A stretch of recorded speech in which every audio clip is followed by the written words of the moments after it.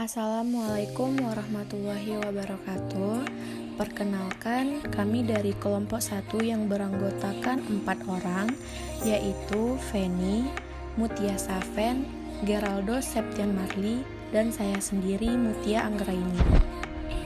Pada video pertama ini, kami akan menjelaskan materi tentang yang pertama, konsep biaya per unit, kedua, kalkulasi biaya produk berdasarkan tradisional, ketiga, keterbatasan sistem akuntansi biaya tradisional, keempat, kalkulasi biaya produk berdasarkan aktivitas atau activity based costing.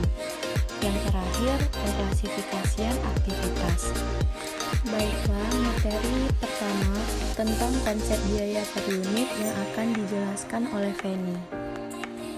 Pengertian biaya per unit. Biaya per unit atau cost per unit adalah perhitungan yang digunakan banyak bisnis berbasis produk, dari tuk lokal yang lebih kecil hingga perusahaan nasional.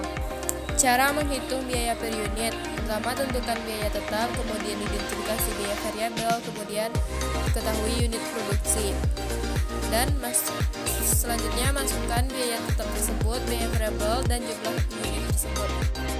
Selanjutnya, materi kedua, kalkulasi biaya produk berdasarkan tradisional yang akan dijelaskan oleh Mutia Safen. Pengertian kalkulasi biaya produksi tradisional. Kalkulasi biaya produksi tradisional ialah penjumlahan biaya bahan langsung, biaya tenaga kerja langsung, dan alokasi biaya over pabrik atau BOP. Biaya bahan langsung ditambah dengan biaya tenaga kerja langsung disebut juga dengan biaya utama atau prime cost. Keduanya adalah biaya variabel. BOP dibebankan ke produk berdasarkan tarif yang ditentukan di muka. Tarif BOP sama dengan anggaran BOP dibagi dasar alokasi. Dasar alokasi. Yang pertama, unit produksi. Yang kedua, jam tenaga kerja langsung. Yang ketiga, jam kerja mesin. Yang keempat, biaya tenaga kerja langsung. Dan yang kelima, biaya bahan baku langsung. 3. Keterbatasan sistem akuntansi biaya tradisional. Sistem akuntansi biaya tradisional membuat distorsi biaya sering terjadi sehingga keputusan yang diambil manajemen menjadi tidak tepat. Hal ini disebabkan karena yang pertama, penggunaan jam kerja langsung satu-satunya alat untuk dasar alokasi biaya overhead pada pabrik. Kedua, margin laba sulit dijelaskan. Yang ketiga, titik berat hanya pada fase produksi, tidak termasuk desain dan distribusi. Yang keempat, biaya fase desain dan distribusi masuk pada biaya periode. 4. Kalkulasi biaya produk berdasarkan aktivitas atau activity based costing. Yang pertama, research atau sumber daya. Research adalah tempat organisasi membelanjakan uang mereka. Kategori biaya yang dicatat.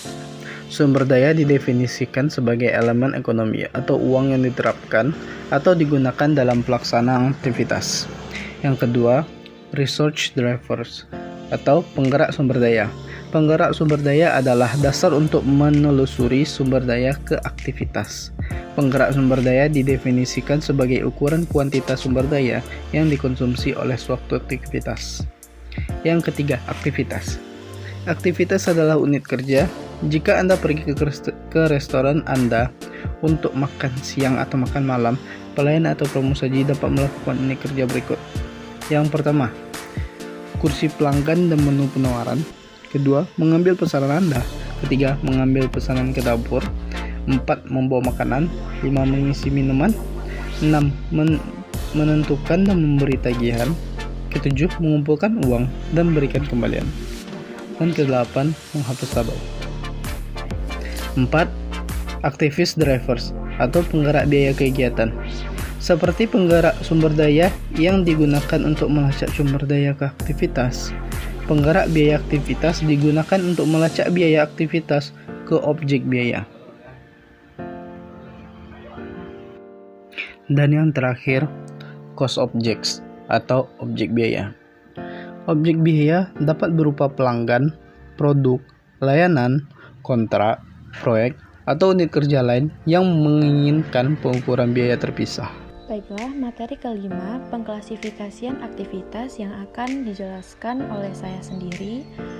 Pertama, aktivitas dikelompokkan menjadi 4, yaitu unit level activities atau tingkat unit, berupa aktivitas atau kegiatan yang dilakukan sekali untuk setiap unit sehingga biaya produk yang berhubungan dengan aktivitas yang dibebankan berdasarkan jumlah unit yang diproduksi.